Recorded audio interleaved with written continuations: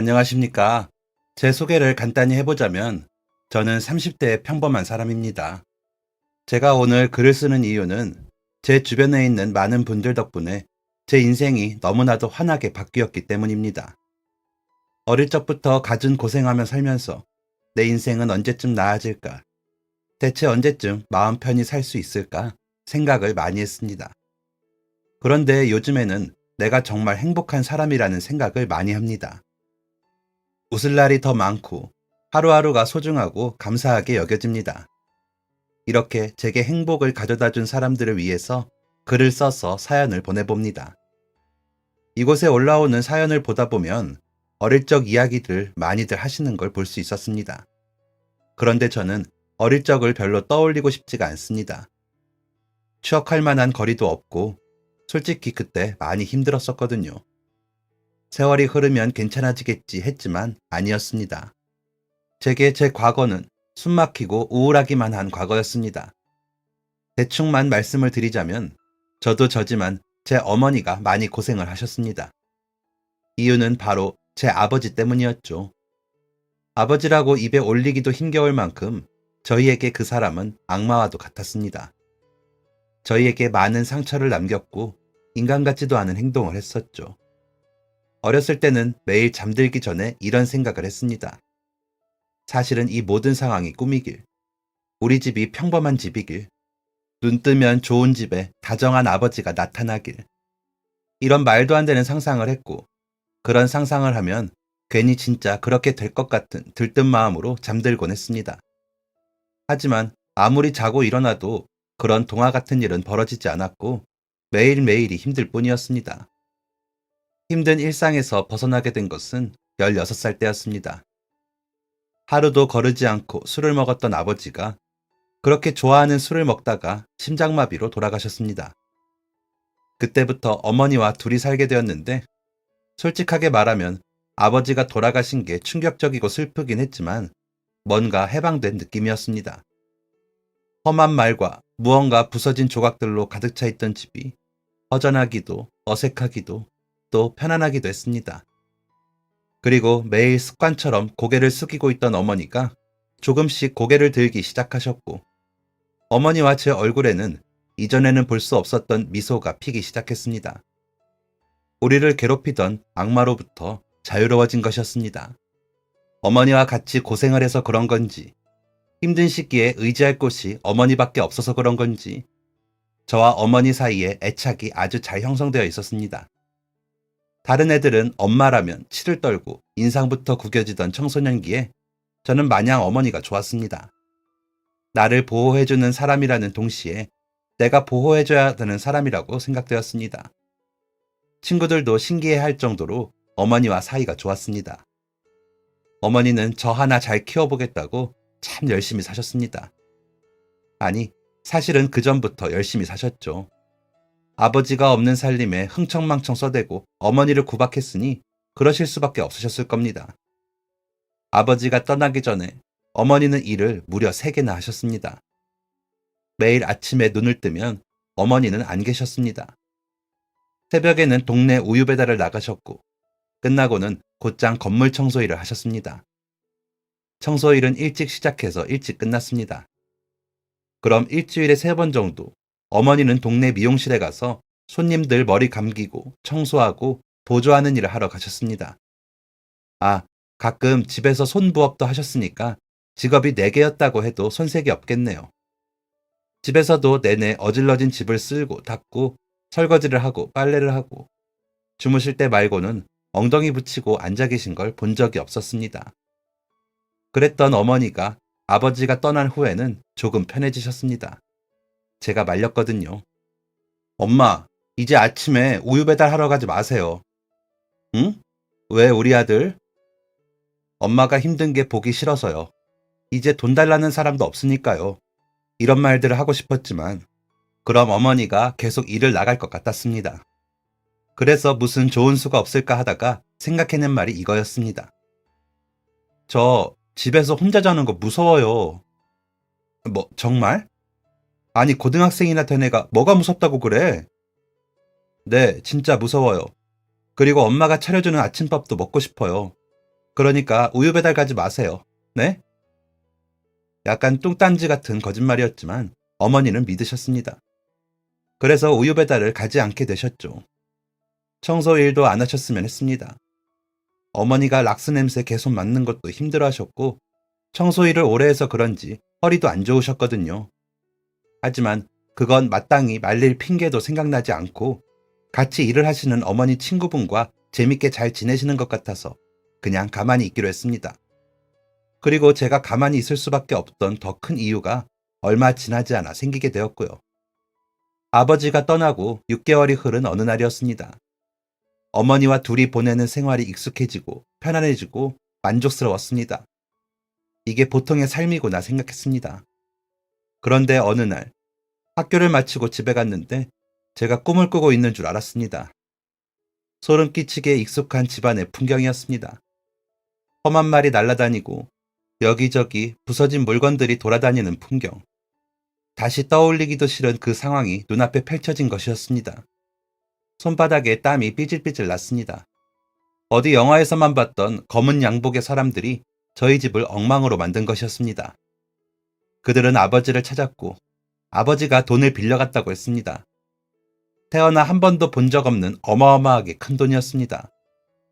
그 돈을 갚아야 하는 남겨진 저와 어머니였고 그때부터 다시 저희의 인생은 깜깜하고 끝이 보이지 않는 터널이었습니다. 정말 큰 돈이었습니다. 이걸 다 갚을 수나 있을까 싶을 정도로 머리도 좋지 않으면서 한 달에 얼마씩을 갚아야지 빚을 다 청산할 수 있을까 밤새 계산했습니다. 진짜 속이 꽉 막힌 것처럼 답답하더라고요. 이미 저 세상 사람인 아버지가 너무나도 원망스러웠습니다. 어머니는 다시 우유 배달을 시작하셨습니다. 어머니가 말씀은 안 하셨지만 정말 많이 힘들어 보이셨습니다. 이른 아침에 일을 나가시고 늦게까지 일을 하시니까 잠을 잘 못 주무시니 꾸벅꾸벅 조는 일도 많았습니다. 어머니에게 보탬이 되고 싶었습니다. 왜 어머니 혼자서 아등바등 하셔야 하는지 조금 억울하기도 했고요. 막 고등학생이 되었던 저는 일자리를 알아보기 시작했습니다. 17살짜리가 할 수 있는 일은 다 고만고만한 일이었습니다. 음식점에서 서빙을 한다던가, 오토바이 배달을 한다던가, 편의점에서 아르바이트를 한다던가 그 정도였죠. 저는 어머니에게 야자를 한다고 거짓말을 하고 아르바이트를 하러 다녔습니다. 아파트에 전단지 붙이는 일도 해보고 음식점 서빙은 말할 것도 없이 많이 해봤고 동네 뛰어다니면서 다 먹은 짜장면 그릇 가져오는 일도 해봤고 아무튼 이것저것 돈이 되는 건 다 해봤습니다. 그렇게 6개월을 일을 하고 모은 돈이 160만 원인가 170만 원인가 그랬습니다. 그때 당시에 꽤나 큰 돈이었습니다. 학교에서 공부하고 있는 줄 알았던 아들이 큰 돈을 가져오니 어머니가 깜짝 놀라셨었죠. 6개월 동안 어머니한테 거짓말을 하느라고 양심이 콕콕 찔렸었거든요. 거짓말은 거짓말을 낳는다고 야간 자율학습 하나로 시작한 거짓말이 점점 부풀어 날 때마다 가슴이 조마조마했습니다. 그래서 더는 안 되겠다 싶어서 그동안 모은 돈과 함께 사실대로 고백을 한 거죠. 어머니는 한참 동안 말씀이 없으셨습니다. 속상한 것 같으면서도 화가 난 듯 하면서도 울적해 보이는 복잡 미묘한 표정이었는데 그런 표정의 어머니는 처음 보는 것이었습니다. 낯선 어머니의 모습에 괜히 긴장이 되어서 침을 꼴깍 삼켰습니다. 그래서 앞으로 공부 안 하고 계속 일을 하겠다고? 저 공부 아예 안 하는 건 아니에요, 엄마. 학교에서 수업 열심히 듣고 반에서 10등 정도는 해요. 학교 다니는데 지장 안 가게 할게요. 저 엄마 돕고 싶어요. 엄마가 혼자 힘들어 하시는 거 보기 싫어요. 다 큰 17살짜리가 울먹거리며 말하는 것을 보고 어머니는 약간 놀라신 듯 하였습니다. 어머니는 대답을 하지 않으셨습니다. 힘들었겠구나. 늦었으니 이만 자라. 이렇게 말씀하시고 방문을 닫고 나가셨습니다. 그날 어머니는 새벽 늦게까지 주무시지 못하셨습니다.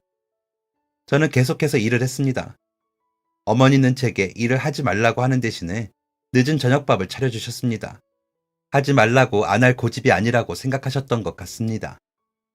제가 평생 어머니 말씀에 토달지 않고 거짓말도 한 번 하지 않고 살았었거든요. 그런 애가 갑자기 그러니 그것도 울면서 그러니 놀라시기도 이제 마음을 비우시기도 하신 것 같았습니다. 가끔 위험한 일 하지 말아라. 밥은 꼭 먹고 해라. 힘들면 언제든지 말해라. 하는 말씀 정도만 하셨습니다. 그리고 제가 일을 하는 것이 마음이 쓰이셨는지 한동안 안 하시던 손부업을 다시 시작하셨습니다. 그렇게 고등학교 시절을 아르바이트로 꽉 채워서 보냈던 것 같습니다. 그때는 방학이 너무 좋았습니다. 방학이 되면 학교에 안 가고 계속 일만 할 수 있었으니까요. 야외 공연장 같은 곳 가서 힘쓰는 일 같은 거 하면 돈도 많이 주고 공연도 볼 수 있었습니다. 그런 건 방학에만 할 수 있었던 일이라 방학 직전부터 여기저기 물어보고 다니면서 일을 하러 나가곤 했습니다. 지금 생각하면 방학에는 좀 더 놀 걸 그랬나 싶기는 하지만요. 아무튼 그렇게 학기 중이건 아니건 시간을 쪼개어 일을 했습니다. 그러면서도 학교 공부는 꽤나 열심히 했습니다. 어머니께서 강조하셨던 말씀이 학생은 공부를 해야 학생이다 라고 하셨었거든요. 매일 아르바이트 하면서 공부도 못하면 사람들이 무시할 것 같더라고요. 실제로 음식점 서빙 아르바이트 할 때 손님으로 오는 아저씨들이 꼴통이라고 하시면서 공부 못하니까 이런 거 하고 있는 거 아니냐며 무시를 했었습니다. 그래서 그런 소리 듣기 싫어서라도 공부를 열심히 했었죠.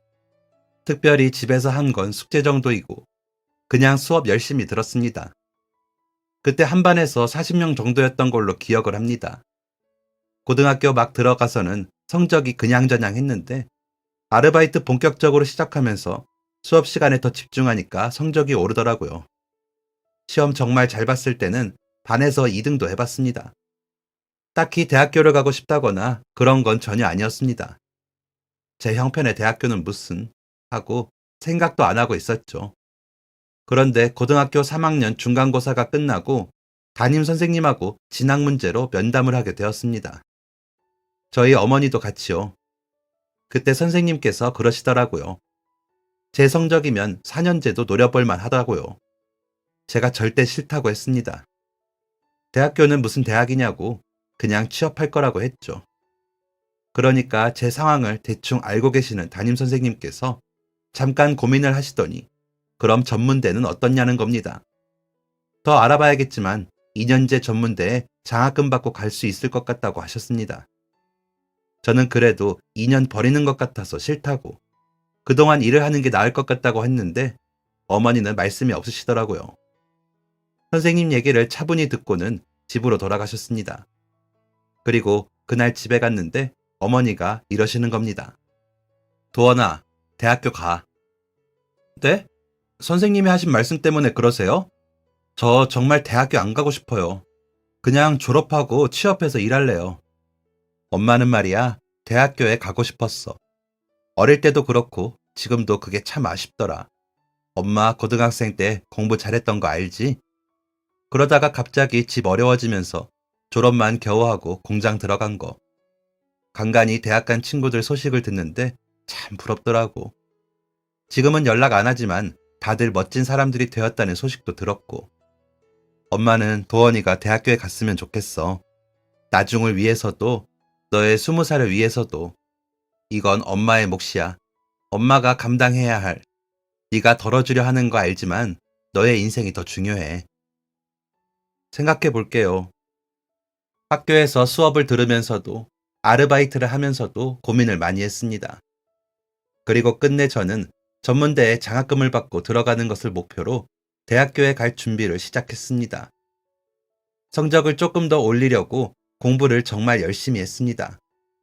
아르바이트 시간도 조금 줄였고요. 남들이 고3을 보내는 것처럼 저도 나름 열심히 그 시절을 보냈습니다. 그리고 그 끝내 집에서 통학할 수 있는 그리 멀지 않은 전문대에 성적 우수 장학생으로 합격을 할 수 있었습니다. 내가 대학생이라니 신기하기도 했고 설레이기도 했습니다. 고등학생 시절이 학업과 알바로 힘들었으니 대학교 시절은 하고 싶은 거 다 하며 마음 비우고 20살을 즐기라고 어머니께서 말씀하셨습니다. 그리고 그때 실제로 빚을 많이 갚긴 했습니다. 3분의 2 정도를 갚은 상태였죠. 그래도 이해하기 어려운 사채의 이자를 생각하면 마냥 마음이 편하진 않았습니다. 그래서 아르바이트를 안 하진 않았습니다. 평일 이틀과 주말에는 아르바이트를 했죠. 카페와 도서관에서 일을 하게 되었습니다. 대학교 생활은 아주 재밌었습니다. 이렇게 재밌는 생활을 2년밖에 못한다는 게 아쉬울 정도로요. 공부도 재밌었고 마음 맞는 사람끼리 모여 으싸으싸하는 분위기도 재밌었습니다. 그래서 저는 중간에 복수 전공을 하면서 학교를 3년 다니는 것으로 늘렸고 2년을 다니고서 군대에 가게 되었습니다. 솔직히 군대 들어가기 전에 겁이 좀 났습니다. 먼저 군대 다녀온 선배들한테 이야기를 듣잖아요. 그런데 진짜 하나같이 하는 말이 정말 많이 고생한다고, 가봐야지 안다고, 얼마나 힘들었으면 아직까지 꿈을 꾼다는 말들 뿐이었습니다. 한두 명이면 장난이겠구나 하는데 다들 그러니 겁이 나더라고요. 가서 무조건 밉보이면 안 되겠다 마음 단단히 먹고 갔는데 거기서 정말 뜻밖의 사람을 만나게 되었습니다. 제 바로 위 선임이 저보다 4살이 많았습니다. 걱정한 것과 다르게 엄청 착한 분이었습니다. 사실 다 그 선임 같진 않았고 짓궂은 사람도 있었지만 그래도 그 선임 덕분에 군 생활을 잘할 수 있었습니다. 유의해야 할 것들도 잘 알려주고 모르는 거 언제든지 물어보라고 하고 잘 챙겨주셨습니다. 바로 위 선임이니까 둘이 붙어 다니는 시간도 많아서 사회에서 뭐하고 왔는지 이런저런 얘기도 할 수 있었죠. 그러다가 제가 대학교 다니다가 왔다고 하니 어디 학교 다니냐고 묻더라고요. 그래서 학교 이름을 말해줬는데 깜짝 놀라는 겁니다. 알고 보니까 제 대학교 선배더라고요. 와, 그때 너무 신기했습니다. 전문대 치고는 큰 학교이긴 했지만 군대에서 학교 선배를 만날 거라고는 생각도 못했거든요. 학교 선후배라는 것을 알고 난 후 저희는 더욱 친해지게 되었습니다. 휴가가 겹칠 때가 한 번 있었는데 그때는 나가서 밥도 같이 먹고 사는 곳도 비슷한 동네더라고요. 그래서 저녁에는 포장마차에서 술도 한잔하고 그랬습니다. 항상 긍정적인 성격에 자신감도 많아서 몰랐는데 알고 보니 형도 고생을 많이 한 사람이었습니다. 초등학생 때 아버지 사업에 갑자기 문제가 생겨서 단칸방에 이사를 가서 어렵게 살았고 고등학생 때 형의 아버지 상황이 좀 나아지면서 그나마 사람답게 살 수 있었다고 했습니다. 군대에 늦게 간 것도 아버지 일 도와드리다가 그랬다고 하더라고요. 형이 솔직하게 사정을 말해주어서 저도 용기 내어 제 사정을 말할 수 있었습니다. 와, 너한테 그런 사정이 있는 줄은 몰랐네. 항상 잘 웃고 다른 사람도 잘 챙기길래 그런 고생한 줄 전혀 몰랐어. 아, 제가요? 그런가요? 어, 그래서 나도 너한테 정이 가서 잘 챙겨주려고 했던 건데 너 진짜 힘들었겠다. 뜻밖의 칭찬을 들으니 뭔가 쑥스럽기도 기분이 좋기도 했습니다. 그렇게 가까워진 형 덕에 저는 군대 생활도 어렵지 않게 잘할 수 있었습니다. 제대한 후에는 형하고는 종종 연락을 하면서 지내게 되었습니다. 형이 졸업한 다른 선배들하고 학교 놀러와서 같이 인사도 나누곤 했죠. 1년 더 학교를 다닌 저는 졸업하고 한 회사의 전산 업무를 보는 자리에 취직을 하게 되었습니다. 대학교 때 장학금 때문에 줄곧 좋은 성적을 유지하려고 노력했고 성적이 좋아서 장학금을 계속 받고 다녔습니다. 장학금 때문에 성적 유지한 거였는데 취업할 때도 큰 도움이 되더라고요. 조금 욕심내서 지원해본 규모가 좀 큰 회사에 취업을 할 수 있었습니다. 집에서 왔다 갔다 할 수 있는 거리였고 월급도 잘 받았습니다. 그런데 정말 일이 너무너무 힘들었습니다. 절대로 하루 안에 다 끝낼 수 없는 업무량을 주더라고요. 일을 안 한다고 혼을 내거나 그런 게 아니었습니다. 그냥 다음날 똑같이 어마어마한 업무량을 주더라고요. 그런데 그걸 안 하면 다음날 또 받고 또 받고 그냥 계속 쌓이는 거죠. 그래서 야근을 하던 밤을 새던 그냥 죽기 살기로 일을 하는 수밖에 없었습니다. 그리고 다른 부서에서도 막 일을 줍니다. 제가 할 일이 아닌데도 그냥 아무렇지 않게 저한테 일을 넘겼고 그건 아무래도 제가 계약직이기 때문에 그랬을 겁니다. 저랑 같이 입사한 다른 계약직 직원들이 4명이 더 있었는데 2명은 한 달, 1명은 3달, 마지막 1명은 6달을 버티다가 그만뒀습니다. 한 명 한 명 그만둘수록 업무량은 더더욱 많아졌습니다. 일이 너무 많아서 코피 흘리고 구토까지 해가면서 일을 했습니다. 그렇게 1년을 버텼는데 돌아오는 것은 정규직이 아닌 재계약이었습니다. 그때 처음으로 느꼈습니다. 돈이 전부가 아니구나. 그동안은 계속 빚 때문에 허덕였으니까 돈이 전부라고 생각했는데 그게 아니라는 것을 깨닫게 되었습니다. 깨닫기는 했지만 내가 여기 아니면 어디서 일을 하지? 그래도 나는 빚이 있는데 하는 생각을 하면서 1년을 더 버텼는데 그래도 정규직으로 전환을 시켜주지 않더라고요. 계속 정규직 하면서 일은 다 시켜놓고요. 그 무렵 제 건강에 이상 신호를 느꼈고 그 회사는 그만두게 되었습니다. 그때가 28살이었고 저는 급하게 다른 일자리를 알아보게 되었습니다. 이미 봄을 넘기고 있던 때라 자리가 많지 않았고 찾고 찾던 중 저의 대학교 선배이자 군대 선임이었던 형에게 연락이 왔습니다. 오랜만에 한번 보자고요. 회사 다닐 때에도 가끔 만나서 술 한잔 했던 사이라 저는 알겠다고 하고 나갔습니다. 티 안 내려고 했는데 제 얼굴이 좋지 않은 걸 눈치챈 형이 먼저 물어봤습니다. 무슨 일 있어? 오랜만에 만나서 앓는 소리 하기 싫어서 고민이 되었지만 그냥 형이랑 친하기도 하고 저도 속이 많이 답답했을 때라 제 상황과 심정을 이야기했습니다. 형은 일을 그렇게 시키는 곳이 어딨냐며 화를 내고 같이 공감해줬습니다. 그러더니 뭔가 심각한 표정으로 고민을 하더니 기다려보라고 하고 나가더라고요. 10여 분 정도 전화통화를 하고 들어오더니 이런 말을 했습니다. 도원아, 괜찮으면 우리 회사에서 일할래? 어? 형 회사? 형 아버지가 하신다는? 어, 그런데 막 큰 회사는 아니고 네가 전에 다니던 회사만큼 크지 않아.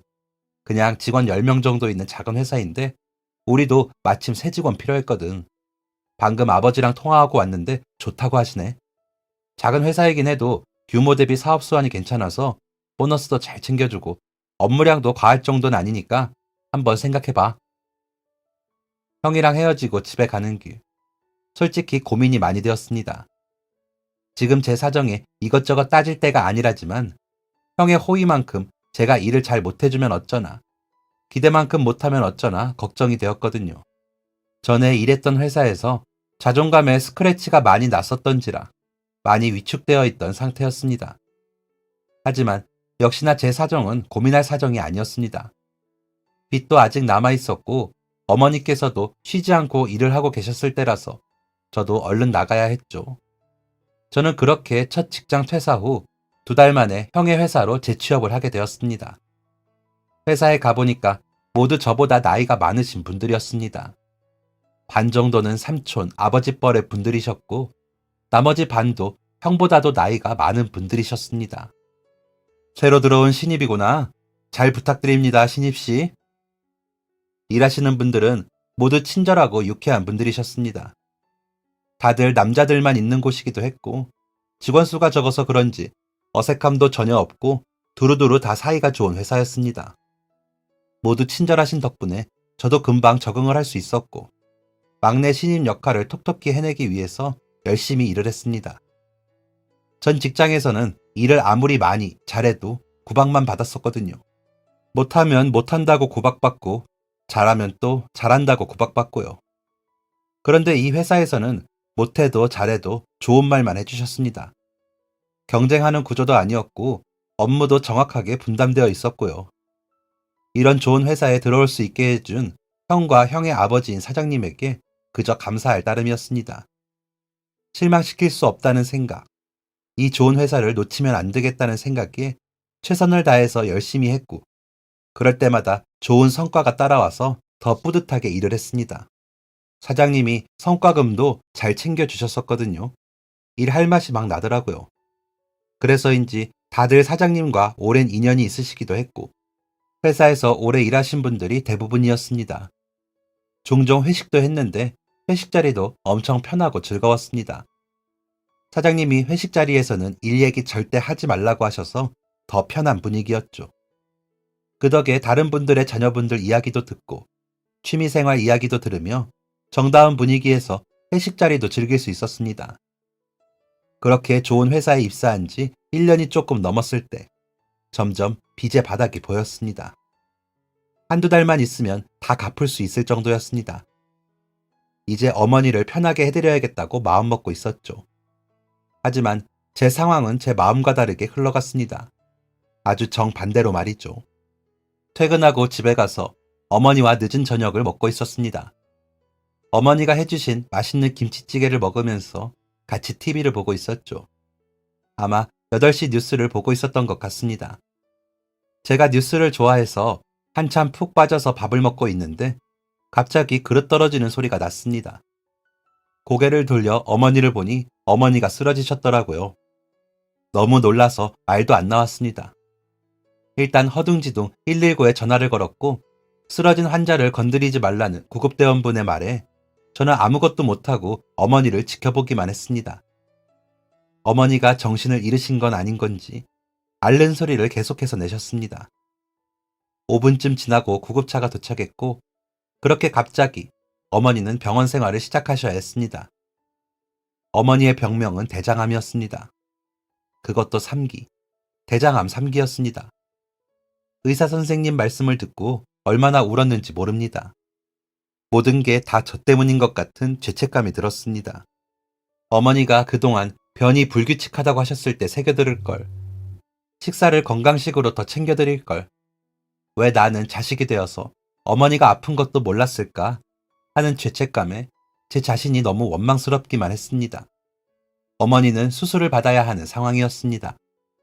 수술 후 항암 치료도 해야 한다고 의사 선생님께서 말씀하셨습니다. 정말 가슴이 미어지는 기분이었습니다. 평생을 고생만 하신 우리 어머니, 이제 좀 편해지나 했는데 지방에 계시는 이모가 소식을 듣고 올라오셨습니다. 어머니를 보시자마자 부둥켜 안고 눈물을 흘리셨습니다.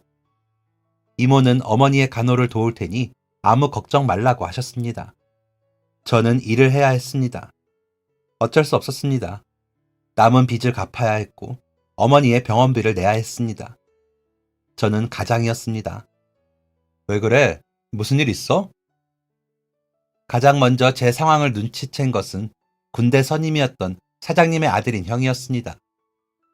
저는 제 사정을 들키고 싶지 않았습니다. 최대한 회사에는 말하지 않으려고 했습니다. 제가 감당해야 할 몫이었고 회사에는 지장이 안 가게끔 어떻게든 잘 해보려고 했습니다. 그런데 눈물은 제가 마음대로 막을 수가 없겠더라고요. 형의 그 한마디에 저는 바보같이 눈물을 쏟고 말았습니다. 전 직원이 다 있는 회사 사무실에서 저는 엉엉 울어버리고 말았습니다. 모든 분들이 당황하셨고 일을 멈추고 이른 점심시간을 갖기로 했습니다. 그렇게 유쾌하고 장난도 많이 치시는 분들이 말 한마디 안 하고 계셨습니다. 죄송하게도 모두 제 눈치를 살피며 식사 준비를 하셨습니다. 도원아, 오늘 점심은 네가 제일 좋아하는 칼국수다. 어때? 잘 골랐지? 사실 칼국수는 어릴 때부터 어머니가 자주 해주시던 음식이었습니다. 칼국수를 보자마자 또 눈물이 펑펑 나왔습니다. 회의실은 제 울음소리와 안절부절한 다른 분들의 발소리로 가득했습니다. 저는 퉁퉁 불고 있는 칼국수를 앞에 두고 이야기를 시작했습니다. 갑자기 어머니가 쓰러지셨다는 이야기, 대장암 판정을 받으셨고 수술과 항암을 해야 하며 이모가 올라오셔서 봐주고 계신다는 이야기까지요. 직원분들이 모두 안타까움에 한숨을 쉬셨습니다. 그리고 모두 저마다의 방법으로 위로를 해주셨습니다. 우리 어머니도 폐암으로 오래 고생하셨어. 그런데 지금 연세가 7순이 넘으셨어. 너무 걱정하지 마. 요즘에 대장암 3기는 완치율이 높다고 하더라고. 수술 잘 되실 거야. 나도 예전에 갑상선암 수술했잖아. 그런데 지금 봐. 엄청 쌩쌩하지? 어머니 금방 나으실 거야. 걱정 마라, 도원아. 아버지 뻘 되시는 분들이 저 하나 위로하겠다고 애써주시는 모습이 너무 감사해서 또 눈물이 나왔습니다. 내 주변에 이렇게 좋은 사람들이 많구나. 다시 한번 느끼게 되었고 그분들 말씀처럼 힘을 내기로 마음먹었습니다. 내가 약해지면 어머니도 약해질 거라고 생각하니까 더욱 악착같이 힘을 내야겠더라고요. 이제 저는 가장이자 간병인이 되었으니 마음 강하게 먹어야겠다 생각했습니다. 그리고 다음 날 일을 끝내고 퇴근을 하려고 하는데 형이 저를 불렀습니다. 시간 괜찮아? 술은 좀 그렇겠지. 잠깐 얘기 좀 하자. 사뭇 진지한 표정에 무슨 일이 있나 하면서 쫓아갔습니다. 형을 따라 회사 옥상으로 올라갔는데 형이 주변을 살피더니 봉투 하나를 제게 내밀었습니다. 이게 뭔데요, 형? 내가 찾아보니까 대장암 수술하고 나면 한동안 뭐 못 드신다더라. 수술하시기 전에 어머니 맛있는 거 사드려. 남으면 뭐 병원비에 조금 보태던가. 네? 아니에요, 형. 저도 돈 있어요. 누가 너 돈 없어서 준대? 그냥 받아. 이럴 때도 있는 거야. 아니, 그래도 제가 형 돈을 왜? 내가 보태고 싶어서 그래. 그냥 받아. 나 간다. 아, 참. 다른 분들한테는 말씀드리지 마. 다른 분들한테 부담을 드리고 싶지 않아. 형이 떠나고 확인해보니 봉투에는 100만 원이라는 큰 돈이 들어있었습니다. 하마터면 또 눈물이 나올 뻔했습니다. 내가 뭐라고 이렇게까지 해주나 싶어서 말이죠. 큰 돈을 받고 어쩌지 하다가 내 코가 석자니까 나중에 꼭 갚을 마음으로 받게 되었습니다. 그런데 말이죠. 그 이후에 또 이틀이 흐른 어느 날이었습니다. 저희 회사 부장님께서 카톡을 보내시더라고요. 원래 개인적으로는 연락 거의 안 하시는 분이시거든요. 젊은 직원들 불편해하는 거 싫다면서요. 그런 부장님께서 보내신 카톡은 다름 아닌 돈 송금이었습니다. 50만 원이라는 큰 돈을 송금하시고는 또 이렇게 보내셨죠. 요즘 사람들은 이렇게 보낸다고 하던데 맞나? 내가 도원 씨 계좌번호도 모르고 그냥 주기도 못해서 말이야. 어머니 괜찮아지실 거니까 너무 걱정하지 말고 병원 왔다 갔다 하면 차비 많이 들 텐데 차비 정도라고 생각하고 받아. 다른 직원들한테는 얘기하지 말고 괜히 부담될라. 형에 이어 부장님께서도 저를 도와주신 거였습니다. 놀라기도 했지만 진짜 감사했습니다. 1년 동안 회사에서 보낸 직원분들과 보낸 시간들이 나만 소중했던 건 아니었구나 생각했습니다. 그리고 형과 부장님 뒤를 이어서 다른 직원분들도 저를 도와주셨습니다. 예고도 없이 저희 집으로 영양제 한 박스를 보내신 우리 팀장님, 어머니께 안부 전해달라며 50만 원이 든 돈을 주신 차장님, 얼마 전에 아버지가 수술을 받고 이제 다 나았다며 응원과 함께 30만 원을 주신 주임님까지. 그런데 또 더 감사한 게 뭐냐면 그 감사한 도움들이 일회성에 그치지 않았다는 겁니다. 모두 계속해서 저를 도와주셨습니다. 말없이 밥값을 내주기도 하시고 가는 길이라며 병원에 태워주기도 하시고 차비하라며 돈을 주기도 하시고요. 어머니가 괜찮아지시면 모든 걸 꼭 다 갚으리라는 마음 먹고 더욱 정신 똑바로 차리고 살았습니다. 그리고 또 모두 하나같이 하시는 말씀이 다른 사람들한테는 말하지 말라는 겁니다. 도와줬다는 거 알면 괜히 부담 느낄 수도 있다면서 말이죠. 그래서 모두 저를 돕고 있었지만 모두 서로 모르는 상태였습니다. 고마운 분들의 도움을 받으며 다행히 어머니 수술은 잘 끝났습니다. 수술 후에 많이 아파하셔서 마음이 많이 쓰리긴 했지만 저희 회사분들이 많이 도와주신 걸 어머니도 알고 계셨거든요. 그 마음이 고마워서라도 얼른 나아야 한다며 열심히 재활도 받으셨습니다. 그리고 항암 치료를 시작하게 되었죠. 그런데 항암은 수술하고는 또 다른 차원의 고통이더라고요. 2주마다 치료를 받아야 했는데 이게 생각보다 부작용도 다양하게 나타났고 예정이 없던 시술을 해야 하는 경우도 생겼습니다. 수술의 연장선 같았습니다. 어머니는 식욕이 있다가도 없으셨고 속이 좋다가도 안 좋으셨고 몸도 심하게 붓는 날도 계셨습니다. 이모가 다시 집으로 내려가셔서 제가 어머니를 모시고 병원을 왔다 갔다 해야 했는데 그때마다 회사에 얘기하는 게 너무 죄송하더라고요. 물론 직원분들 중에 눈치 주는 사람 한 명도 없고 얼른 가보라고 하시기도 했지만 제 마음이 편치 않은 건 어쩔 수 없었습니다. 그러던 어느 날 그렇게 어머니 항암을 2달 정도 진행했을 때 사장님께서 저를 부르셨습니다. 잠깐 내 방에서 얘기 좀 하지. 사실 사장님께서는 제 상황을 모르고 계셨습니다. 제가 펑펑 울면서 어머니가 아프다는 것을 고백한 날 사장님은 회사에 안 계셨었거든요. 그때 한창 해외 출장을 왔다 갔다 하셨던지라 따로 말씀드릴 타이밍도 없었고요.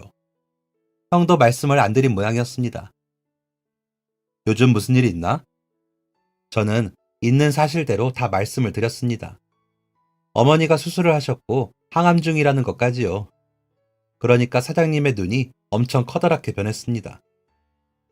아니, 그걸 왜 이제 말하나? 왜 그동안 말을 하지 않았지? 그게 계속 바쁘신 것 같기도 했고 회사에 피해가 가지 않는 선에서 잘하려고 했어. 죄송합니다. 아니, 죄송하다는 말 들으려고 한 게 아니라 사장님은 갑자기 생각에 잠기셨습니다. 그러더니 알겠으니 나가보라고 하시더라고요. 미리 말씀드릴 걸 그랬나 싶어 죄송한 마음이 들었습니다. 다시 업무를 보고 있는데 사장님이 다시 저를 부르셨습니다. 네, 무슨 일로? 계좌 확인해보게. 내가 늦게 알아서 미안하네. 작은 회사 운영하면서 우리 직원들 상황을 제일 먼저 알았어야 했는데. 적은 돈이지만 어머니 치료하는 데 보태길 바라네. 너무 속상해하지 말고 수술이 잘 되었으니 항암도 잘 될 거네. 사장님의 말씀을 듣고 핸드폰으로 내역을 확인해 보니까 무려 500만 원이라는 큰 돈이 들어와 있었습니다. 제가 진짜 울보가 아니거든요. 그런데 너무 좋은 분들을 만나서 그런지 어머니 때문에 그런지 자꾸 우는 일이 생기는 겁니다. 사장님의 말씀과 500만 원이라는 돈을 보고 저는 또 눈물을 터뜨려 버렸습니다. 어린애처럼 목 놓아서 펑펑 울었습니다. 깜짝 놀란 부장님이 문을 벌컥 열고 상황 파악을 했습니다. 그런데 완전히 오해해버린 거죠. 사장님, 이런 식으로 애를 울리면 어쩌십니까? 제가 말씀드리려고 했는데 우리 도원 씨 어머니가 아프십니다. 그래서 조퇴 좀 한 걸로 애를 울리시면 안 되죠. 그 소리에 형이 달려왔고 형도 냅다 사장님한테 소리를 쳤습니다. 아버지, 아니 사장님, 도원이한테 뭐라고 하셨어요? 그 말에 직원들이 우르르 사장실로 몰려들었습니다. 사장님은 얼굴이 빨개질 정도로 당황하셨고 저도 당황은 했지만 자꾸자꾸 울음이 나와서 울기만 했습니다. 겨우겨우 울음을 그친 저는 상황을 설명했고 그제서야 모두가 이해를 했습니다. 그리고 저는 사실대로 고백을 했습니다. 사실 여기에 있는 모든 분들이 저를 도와주셨어요. 다들 깜짝 놀라더라고요. 정말 서로 아무것도 모르고 있었던 눈치였습니다. 제가 어머니 아프다고 말씀드린 뒤로 정말 9명의 모든 직원분들이 저를 도와주셨습니다. 다른 직원분들한테 말하지 말라고 한 것도 모두 똑같았고요. 그런데 이제는 말해야겠어요. 정말 감사합니다. 모든 분들께 진짜 정말 너무 감사합니다. 제가 지금은 상황이 이래서 가진 것도 없고 뭐 특별할 것도 없어서 당장은 아니지만 나중에 꼭 갚겠습니다. 이 말 꼭 드리고 싶었어요. 제가 그동안 받은 거 모두 다 갚을게요. 정말로요. 제가 끝까지 울먹거리며 말하자 직원분들이 괜찮다고 뭘 갚냐며 마음 쓰지 말고 어머니 회복에만 집중하라고 위로해 주셨습니다. 감사한 제 동료이자 선배이자 형, 삼촌 같은 분들께 꼭 이 마음을 다 갚아야겠다고 다짐했습니다. 그리고 1년 반이 흘렀습니다. 어머니의 항암 치료가 끝이 났고 정말 기적처럼 정말 빠른 시간 안에 어머니는 회복을 하셨습니다. 그리고 저는 다시 회사 업무에 몰두를 할 수 있었습니다. 어머니가 아프신 동안 회사에 종종 빠지게 되니까 업무에 집중을 하기도 어려웠기도 했고 모두 저한테 부담을 안 주려고 일을 적게 시켰거든요. 그동안 배려받은 것만큼 더 열심히 일해야겠다고 마음을 먹었고 회사에서도 일하고 집에서도 일하면서 좋은 실적을 이루려고 노력했습니다. 그렇게 또 6개월이 흐른 뒤 회사에서 큰 거래처랑 일을 하고 있었는데 그게 조금 위태로운 상황이었습니다. 거래처에서 저희가 맡기에는 버겁다고 생각했는지 다른 거래처를 알아보고 있는 상황이었고요. 제가 그간 노력한 것들을 바탕으로 거래처와 미팅을 했고 뚜렷하게 눈에 보이는 성과를 선보였습니다. 그래서 반으로 줄을 뻔한 어쩌면 따내지 못할 뻔했던 거래처와의 일을 100% 가져올 수 있게 된 것이었습니다. 그런데 그 한 거래처에서 이뤄낼 수 있는 성과가 저희 회사 하반기 실적을 모두 합친 것보다 큰 것이었습니다. 사장님께서 어떻게 이걸 따낼 수가 있냐면서 저희 회사 전 직원에게 보너스를 주셨습니다. 그러니까 직원분들이 이렇게 말씀하시더라고요. 와, 도원아. 너 그때 갚는다고 한 게 이렇게 갚는 거였어? 우리 도원이 덕에 보너스도 이렇게 많이 받아보고. 고맙다, 도원아. 도원씨, 다 도원씨 덕분이야. 아, 기분이다. 오늘 회식 가시죠. 어머니 일로 회사분들의 도움을 받은 것을 이렇게 갚는 거냐며 다들 좋아하셨습니다. 그날 회식으로 사장님이 소고기를 사주셔서 아주 맛있고 배불리 먹었었네요. 제가 어려울 때 받은 진심을 갚기 위해서 진심으로 일을 하고 노력을 했던 게 좋은 성과로 돌아와 다행이고 기뻤습니다. 한 분 한 분 모두 좋은 분들이고 제 마음이 그분들께 감동으로 완전히 열려버려서 정말 진심을 다해서 일을 했거든요. 아직도 그날의 감정들이 생생한데 벌써 또 반년이 흘렀습니다. 여전히 저는 그렇게 좋은 분들과 함께 일을 하고 있습니다. 아, 아버지가 남긴 빚은 이제 모두 갚았습니다. 빚 없이 사는 기분이 어떨까 항상 궁금했는데 이제야 그 여유로운 마음을 누려봅니다. 진짜 홀가분하네요. 이제부터는 저희 어머니 고생시키지 않고 열심히 일하면서 살아보려고 합니다. 회사에서도 이제는 제가 고마운 사람이 되어서 일도 열심히 하고 다른 분들이 힘들 때 도울 수 있는 사람이 될 것입니다. 잘할 수 있을진 모르겠지만 많이 웃고 많이 노력하면 그런 날이 오겠죠. 사연을 들어주신 인생 선배님들 모두 감사하다는 말씀을 드리며 이만 글 마치겠습니다. 감사합니다. 지금까지 사연 들어주셔서 감사합니다. 사연이 재밌으셨다면 구독과 좋아요를 눌러주세요. 감사합니다. 안녕히 계세요.